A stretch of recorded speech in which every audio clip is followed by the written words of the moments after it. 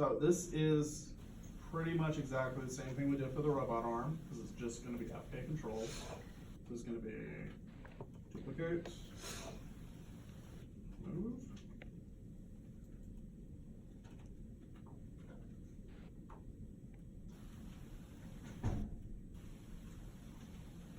And then you'd be orientating this probably something like that for each controller, so then you could just rotate that Z axis and close the fingers up.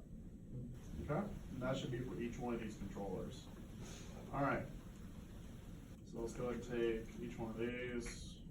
I want to freeze them real quick, which is going to ruin my orientations, but I don't have offsets, so whatever. You need to absolutely be doing offsets for these when you do the hands. All right, so freeze transformations. And I'm going to go and take this guy, who's the child of this guy, who was the child of this guy. And then this one, a lot of times what I'll do is I might like group the finger controllers all together in a central group. And then, just for the sake of keeping it simple, put the pivot point right here on the null joint. Although to be fair, it's not really going to screw you up if it's not, but I like to have it there just so it's easy to get to. And the group is going to be parent constrained to the null joint so that it will follow. You with me? So I'm going to go ahead and grab, let's do the skinning null joint, and then I'm going to do the group, constrain, parent. So now, when I move it, you see how the finger joints are moving, or the finger controllers are moving with it? Okay, that's what we want. All right, now we need to go ahead and tell these controllers that you need to basically bend the joints. So go to constraint, orient, constraint, orient, constraint, orient. Okay? So then if I go ahead and rotate, it's going to bend the fingers. Again, exactly how I did the robots. Okay? And it knows that the fingers will move along with the rest of the hand. And if we switch, they follow actually the skinning hand, not the IK or the FK. So they always stick with it. Make sense? Okay. Only other thing left to be basic keying visibilities. But I feel like you guys probably can figure that out. You with me? Any questions? When you skin, when you weight paint the clavicle, like what areas should you pay for it? Okay. So let's go ahead and skin it real quick. So I'm gonna go ahead and grab the mesh.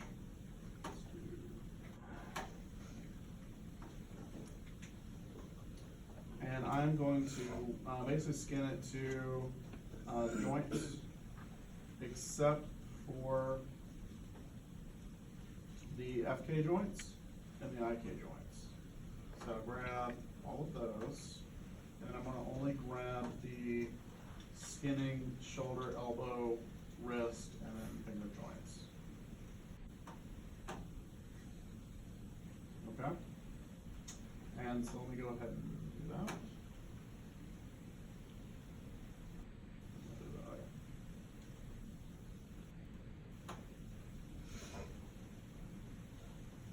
Double check, make sure it works. We're good.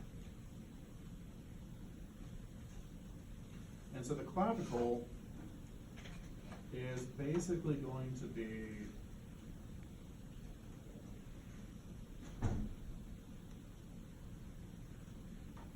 right about here.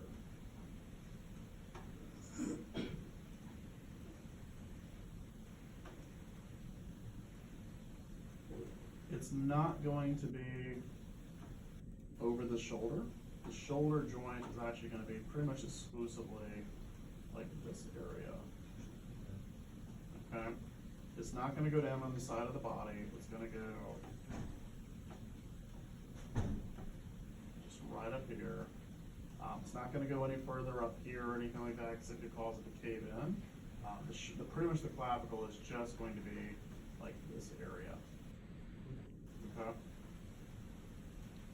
And then, so you would skin that part of it back just to the spine. Yeah. That'd be going onto your follicle joints, and then you have your neck and head and all that other stuff. Okay? Any other questions? Is You it have a question okay? back there? Yeah, is it okay if we did the finger movement, like, cause you say I like the robot armor did, but we didn't really put individual controllers on the joints, rather we connected them to the wrist and made them like, So, Grab. when I'm talking about the way it's like the robot, if we look at the robot, it's just one big finger. Yeah. That's how it is. That's how it's similar. what if we did that instead of individual controllers?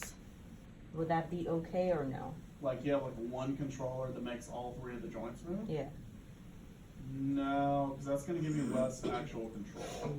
okay, So you need to have a controller in every joint movement, so that I could bend the tip of the finger, like say if I was pressing up against a door, I could actually bow my finger back.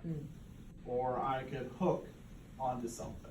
okay, If you did one controller that controls all three of these joints, you could really only do this, where you need a little bit more dexterity. okay. Yeah. Okay. Tell you what, I'll give you 1 week. Get it finished, get it done well, and then turn it in. Okay? But that's gonna be on top of the homework we still have to do for this week. Alright? Since we have to go through the face this week, so I can assign the final and give you guys enough time to do it. Otherwise, you guys are not gonna like that. 2 weeks to do a full rig is not enough time. Alright? But I hope at least this answers some of your questions. Do you guys feel clearer about this? Okay. When you were setting the drivers for the IK and FK was 1, IK was 0, Mhm. and then you swapped it over when you did the other change, The other setting for the switch. the other side. Yeah. That's correct. Alright. If I'm weight painting, and I just work on one side and I wanna duplicate the weights back over to the other side, Mm-hmm. is there a way to take the whole side that I didn't work on and just remove all the influences on it? That way it doesn't double my influences once I mirror it? I would say mirror it and then see how that reacts. And then paint out what you don't like on the other side and mirror it again. Okay. Yeah. I mean, that's what I've been doing, I didn't know if that would've been fast. Yeah, you don't really wanna take away influence, cause it's gonna refuse to not have any influence. Right, Otherwise it kinda sorta crashes the rig a little bit. that makes sense. Yeah. Okay. Alright, anything else?